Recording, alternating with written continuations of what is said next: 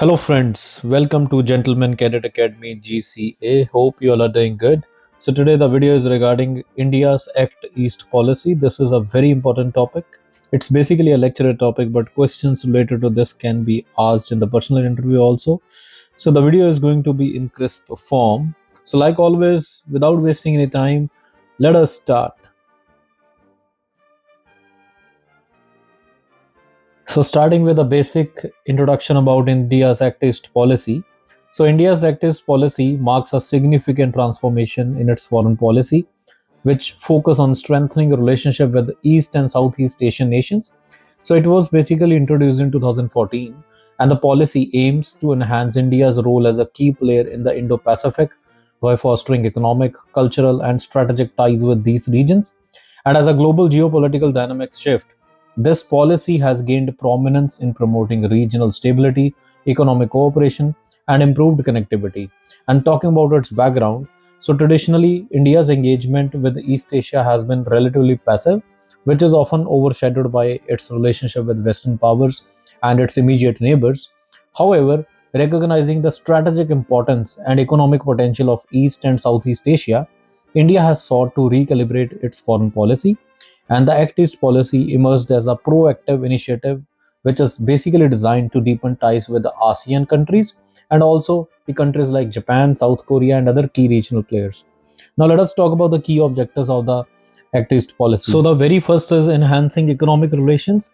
So, the primary aim of the Act East policy is basically to boost trade and investment with Southeast Asian countries, and India seeks to increase its trade volume with ASEAN member states and also to integrate into regional supply chains. Initiatives such as RCEP, that is Regional Comprehensive Economic Partnership, and India ASEAN Free Trade are essential for achieving these economic goals. Second is the cultural and people to people connections. So, the Act East policy emphasizes cultural diplomacy to strengthen ties through shared history, culture, and exchanges among people. And this includes promoting tourism, educational exchanges, and cultural festivals to foster mutual understanding. Then the third objective is forging strategic partnership.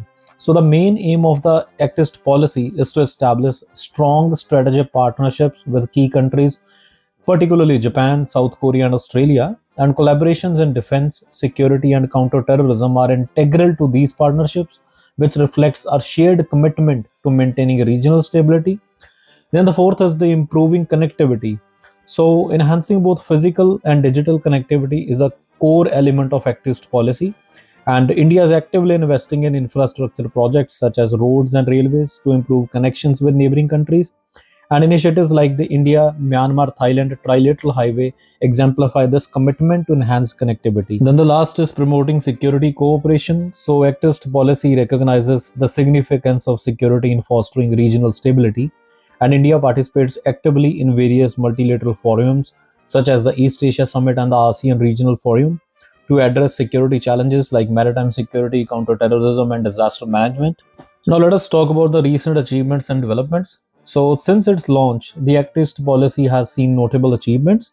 The very first is the stronger engagement with ASEAN countries. India has significantly increased its diplomatic and economic engagement with ASEAN, actively participating in summits and dialogues, focusing on trade, investment, and security issues. Then the second achievement is closer ties with Japan. So partnership between India and Japan has deepened through collaboration in infrastructure development, technology transfer, and defense. And joint projects such as Mumbai-Ahmedabad high-speed rail corridor highlight India's commitment to modernizing its infrastructure. Then the third is the expanded collaboration with Australia. So India and Australia have strengthened their bilateral relationship through Australia-India Comprehensive Economic Cooperation Agreement, that is CECA, and enhanced security cooperation, especially in maritime domains. Then the last is the participation in multilateral platforms. So India's involvement in regional forums such as the Quadrilateral Security Dialogue, that is Quad, with the US, Japan, and Australia demonstrates its commitment to a free and inclusive Indo-Pacific. And the Quad basically focuses on regional security and cooperation against common challenges. Now moving to the challenges portion. So despite its successes, the Act East policy faces several challenges. The very first is the geopolitical tensions. So the growing influence of China in the Indo-Pacific presents significant challenges for India. China's assertive territorial claims and military expansion raise concerns among regional countries, which is prompting India to carefully navigate its relationship while safeguarding its interest. Second is the infrastructure development hurdles. So, although India is dedicated to improving connectivity, some infrastructure projects in neighboring countries face delays and funding challenges, which could hinder the overall effectiveness of the Act East policy. Third is the domestic prioritization. So, balancing domestic needs with foreign policy objectives is essential for successfully implementing the Act East policy. And India must align its focus on economic development, security, and cultural preservation with its broader regional ambitions. Then the fourth is the regional cooperation complexity. Achieving consensus among diverse countries in East and Southeast Asia can be complicated due to varying political systems, economic interests, and historical issues. So, building trust and fostering cooperation in this multifaceted environment demands sustained diplomatic effort. So, moving to the conclusion part. So, India's Act East policy signifies a comprehensive and proactive approach to its foreign relations, placing a strong emphasis on active engagement with Southeast Asia. And this initiative reflects India's recognition of the importance of these regions in the global landscape and also aims to foster deeper economic ties, promoting cultural exchanges, and also forging robust strategic partnership. So basically, Actist policy is not merely a diplomatic gesture, so it represents a strategic shift that seeks to enhance regional stability, driving economic growth, encouraging collaboration in an ever evolving geopolitical environment.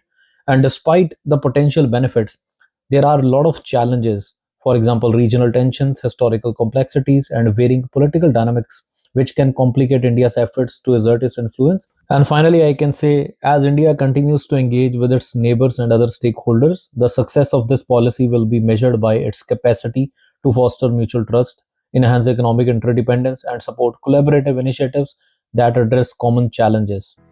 So, friends, this is all about India's Act East policy, and I have tried to keep this video as short as possible. Hope this video will be beneficial for you. So, till then, keep learning, keep watching, keep supporting, and keep preparing. Thank you.